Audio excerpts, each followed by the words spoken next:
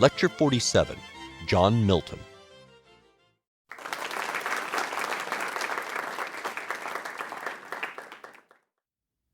We'll be talking in this lecture about the great English poet John Milton, and in discussing Milton, we will be emphasizing his best-known and greatest work, Paradise Lost.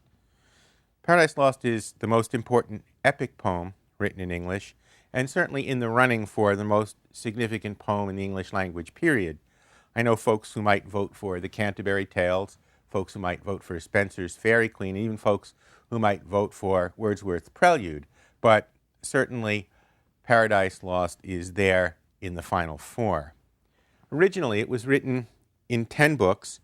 A revised, definitive 12-book edition, 11,000 lines long, was published in 1674, which was the year that Milton died. He was born in 1608. Now, there's a tradition of seeing epic poetry as the culmination both of a life and of a poetic career, something that one has to work up to. One doesn't start writing epics at the beginning when one decides to become a poet. And it also is a decision, I think, to put your hat in the ring with the really big guys.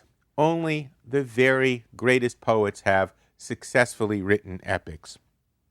So what's sort of interesting is if you look at this in terms of the Western tradition, we of course don't know anything much at all about Homer, even for sure whether he lived, but we do know that by legend he was blind, and that resonates nicely with Milton's blindness, about which we'll say a little bit later on.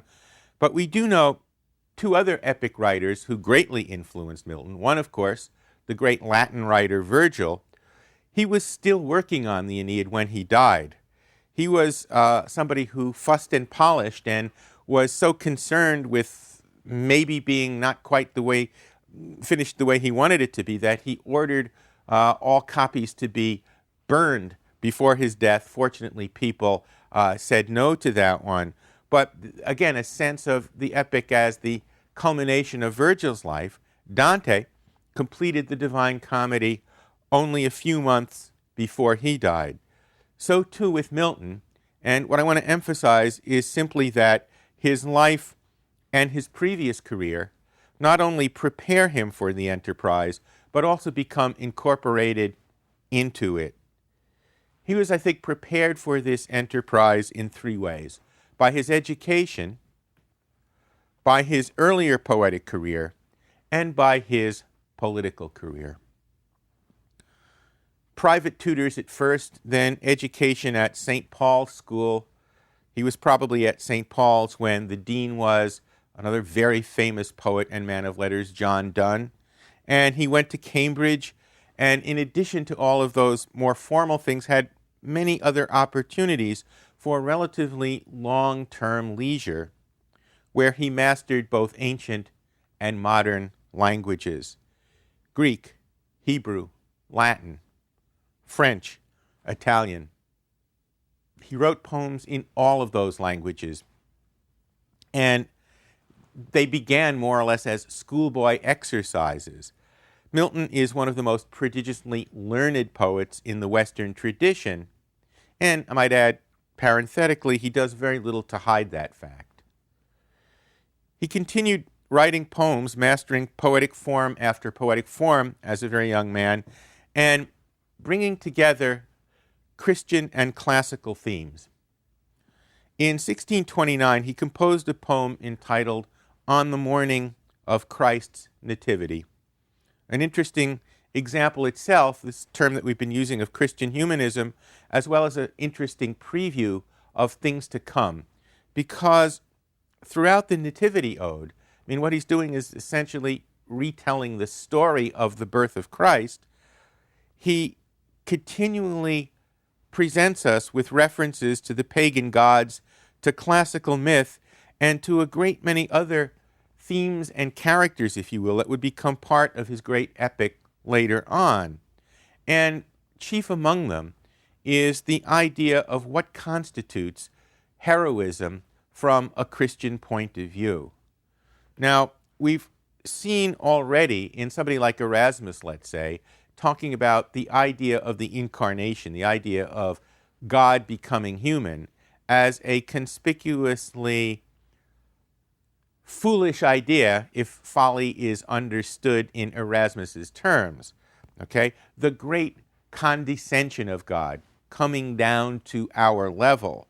What Milton does is meditate on this, what he calls voluntary humiliation of the incarnation, as the quintessential example of what constitutes Christian heroism, and it becomes the model for heroism in his works, but he contrasts it with the overtly military martial ideal of heroism as found in classical works, and in particular in the classical epic.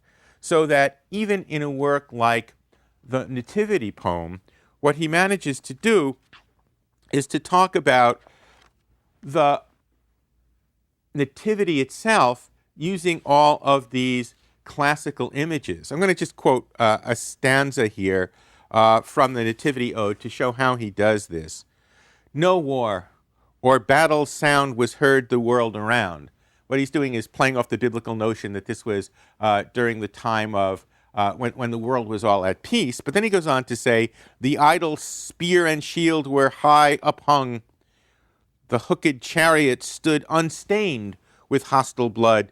The trumpets spake not to the armed throng, and kings sate still with awful eye, as if they surely knew their sovereign Lord was by. So what he's doing is telling us about, indirectly, okay, the classical tradition by negation. Here's all of this stuff from that tradition not happening here. But of course, in doing that, he not only conjures it up, but shows his ability to speak about it with an authority that shows how deeply steeped in the position in the tradition he really was. So again, if we sort of see this as a prelude of things to come, we see a great deal that finds its way later on into Paradise Lost. Like Dante, he had a political career, and like Dante, who spent the last 19 years of his life in exile, it ended badly for Milton. The pull, might add parenthetically, the interplay between the active and the contemplative life, am I a man of letters, am I a man of action, is another overt theme in Milton's poetry and can be seen in two of his best-known poems, again, early poems, L'Allegro and Il Penseroso, the joyful man, the thoughtful man, directly there throughout his other works as well. This was a time of great upheaval in England, of course, the English civil wars of the 1640s, and during this time, and afterwards, Milton's was a strong and active voice on the side of the parliamentarians. That is to say, the side of those who did not believe in the monarchy, who thought that monarchy was another name for tyranny, and in the same way thought that there was something particularly tyrannical about the present established church in England. So a great many of the polemical works that he wrote at this time are of interest, as he engages in this battle, are of interest perhaps only to historians or hardcore Miltonists, but in fact some, like his treatise on censorship, a work called the Areopagitica, written in 1644, have spoken not only to his age, but to every age since then. So even though his prose, which at one point Milton said he wrote with his left hand, turns out to be something that goes beyond the controversies of his own particular time. It looked like his side had won for a while. Charles I was beheaded, the Protectorate under the leadership of Cromwell took over, and Milton worked for the government and held a fairly high position in that government. In fact, he held the title of the Secretary of Foreign Tongues to the Council of State. Sounds pretty good to me. After the restoration of the monarchy to the throne in 1660, however, Milton was released from government service. 1652, he was totally blind, and then even imprisoned for a while. So the end of his life for Milton, like Dante, was a kind of exile.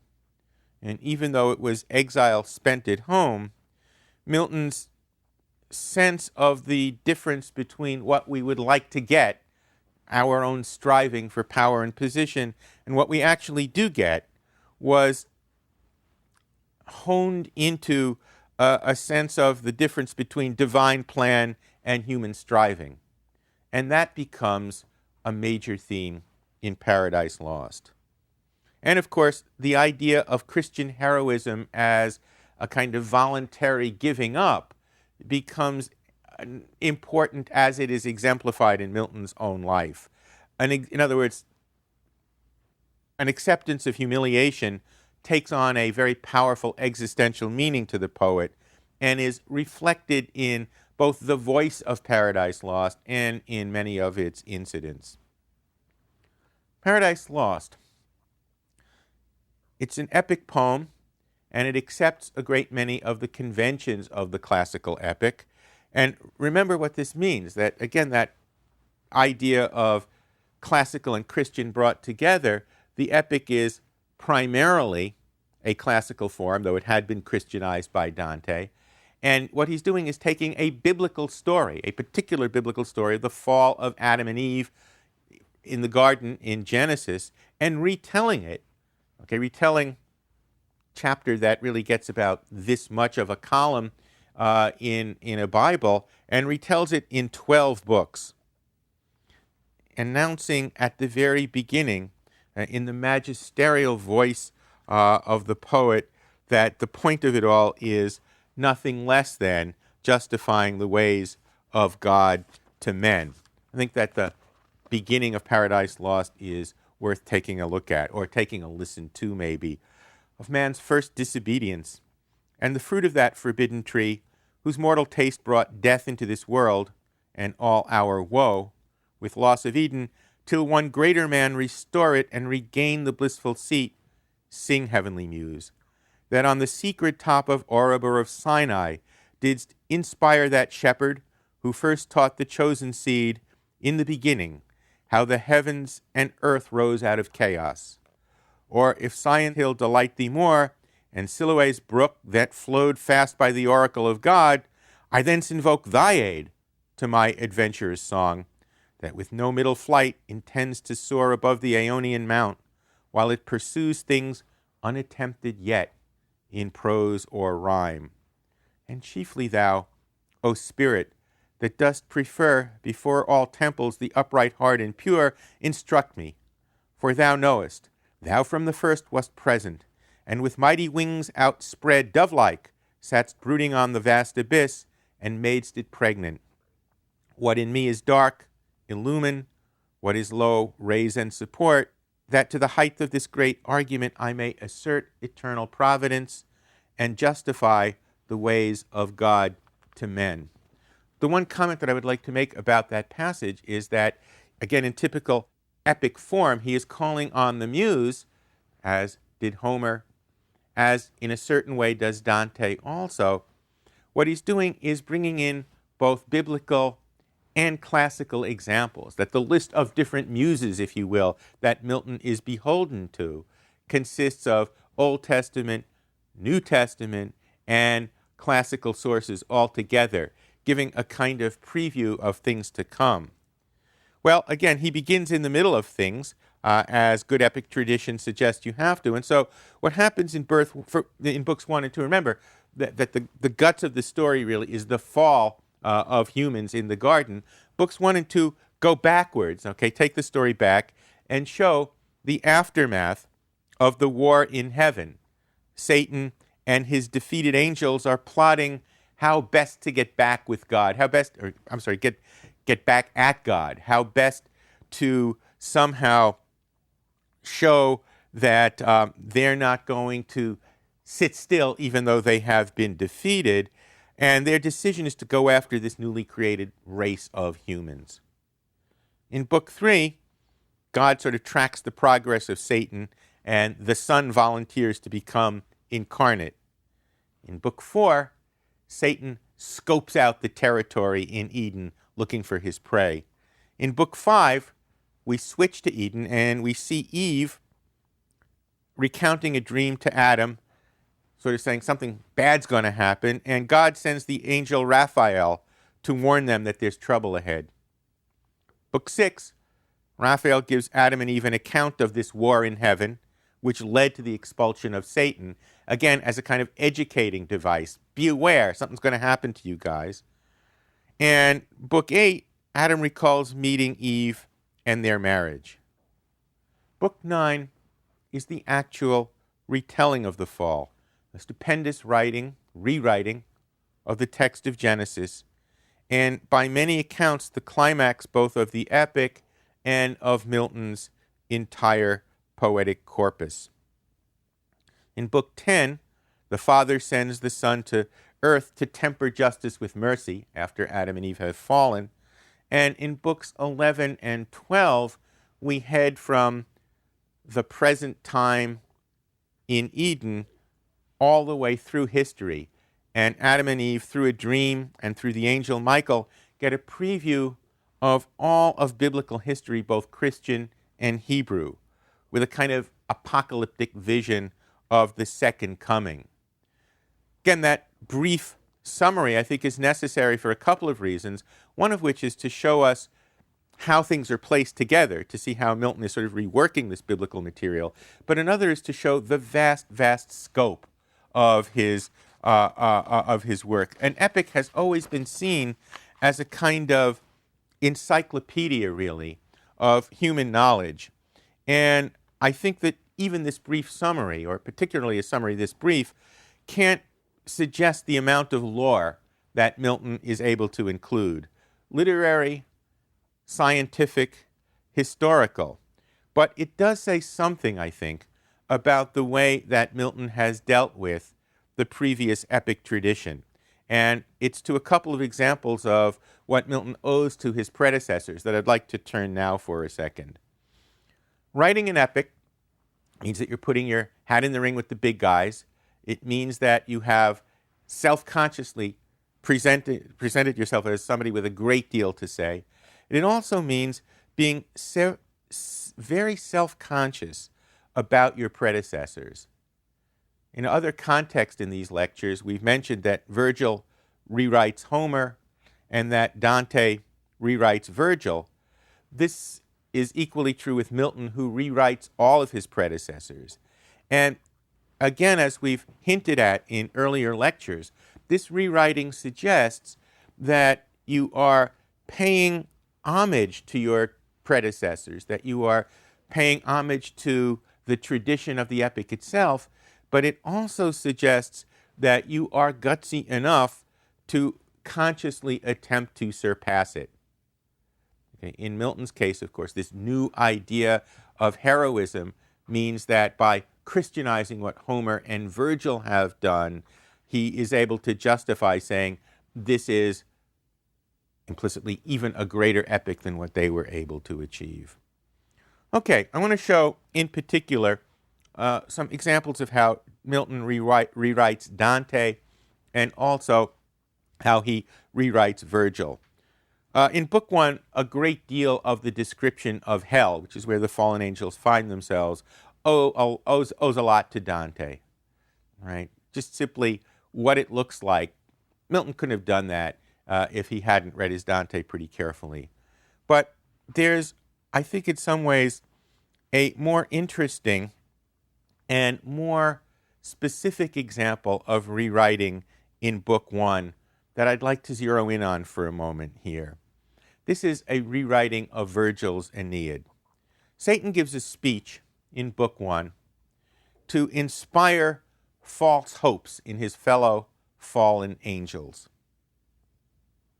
The narrator goes out of his way to tell the reader that this is an example of Satan's duplicity, because he's inspiring,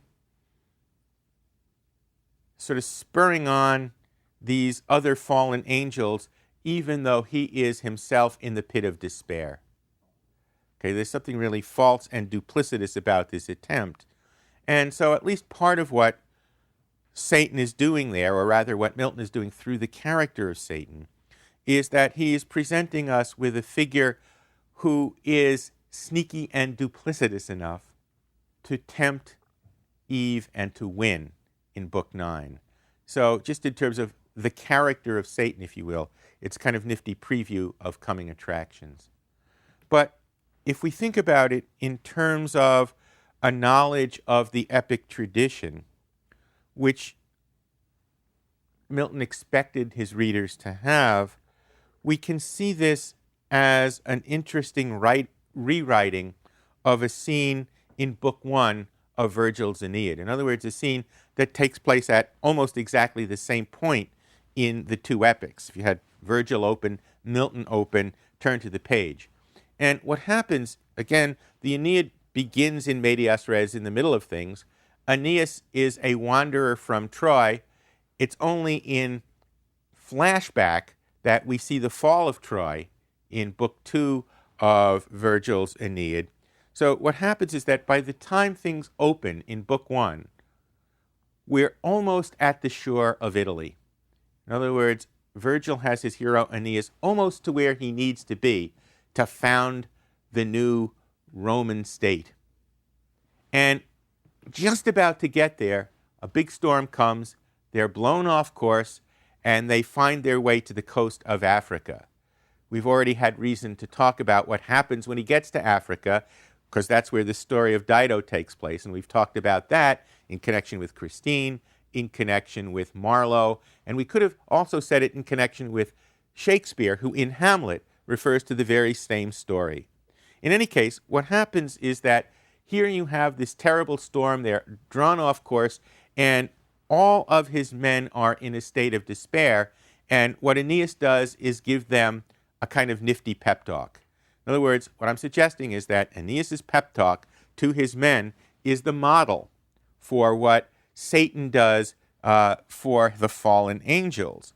But of course, what's kind of interesting about the two is that Aeneas says, when he's exhorting his men, you know, you guys have really seen worse than this. It looks terrible. It looks desperate. It looks like there's nothing that we can do. But if you endure, if you manage to sort of hang with it, then you'll even be able to look upon these old days, these sad days now as the good old days. Okay? A sort of when the going gets tough, the tough get going to a kind of speech. Well, then the narrator tells us that in point of fact, this reflects Aeneas' outward appearance, but if you look deep inside, he is almost as despairing as his own men. Okay, that's where we see the parallel. Satan exhorting his, Aeneas exhorting his. But in Virgil, it's made very clear that this is a signal example of what good leadership is all about, which is to say, this is how Virgil has Aeneas putting personal feeling behind and putting duty to the forefront. Milton, playing on this convention, playing on the exact same speech, uses it as an example to show that Satan is kind of an anti-hero, duplicitous to his men, and of course, in the process, connecting us with what's going to happen a little bit later on.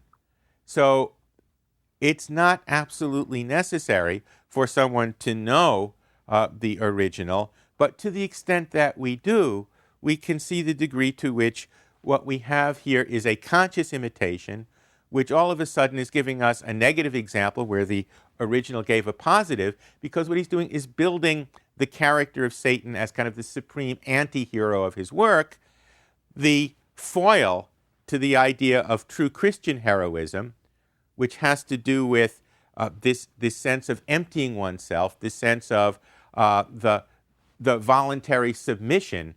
And of course, the whole spiel of Satan throughout Paradise Lost is not submitting either to the reality of his situation, to God, which was responsible for the rebellion in the first place, and not submitting to his place in the universe. It's also interesting that if we have this Virgilian echo at the end, at the beginning of the poem. We have one at the end of the poem as well. Because after the fall, we've already mentioned that the last two books are a kind of preview, all right, of what's going to happen throughout biblical history, from the fall to the Last Judgment. Well, it's very interesting that in Virgil's Aeneid, this time in the middle of the poem, Aeneas gets a preview of all of Roman history, that we move from Troy really all the way up to Roman history at the moment that the Aeneid is composed, that is to say, at the time of Caesar Augustus. Well, notice that it's not just an imitation, it's not just an homage that goes back to Virgil, but what very self-consciously Milton is trying to do here, what Milton is trying to say, is Christian history has, in some very significant ways, replaced pagan history. And that this sense of Christian humanism means that it's pretty clear for Milton which is the controlling, which is the governing narrative. Okay. I suggested already that the climax of Paradise Lost is Book 9. And it seems to me that that's an obvious place to go to conclude the lecture. And what I want to do is, in fact, make a point about that for what I think would be a good way to become acquainted with Milton. You know, if you take a course in Milton, let's say a semester's course at a college, usually what you do is sort of start with the early poems, work up to Paradise Lost, and then hurry to complete it by the end of the semester. I think an equally good way would be to start at the climax and work outwards. I don't think it would be bad. I don't want 20 Miltonists coming and beating me up, but it seems to me that it might be a good idea to begin with Book 9 of Paradise Lost, read it, and then go back to the rest of Paradise Lost, and then go back to Milton's early poetry, so that work from the best outward. And indeed, it's the best in many ways. The story of the fall shows Milton's command over the language, his dramatic sense, that is to say, characters who speak for themselves in their own voices in psychologically not only apt ways, but psychologically sophisticated ways, his massive learning, his ability to create character, and perhaps most of all, his dramatization of the psychology of temptation. It also seems to me to be useful in two other ways. One is that it is more or less self-contained, and the other is that a subject of great interest and great debate in the present is what Milton's attitude is toward women.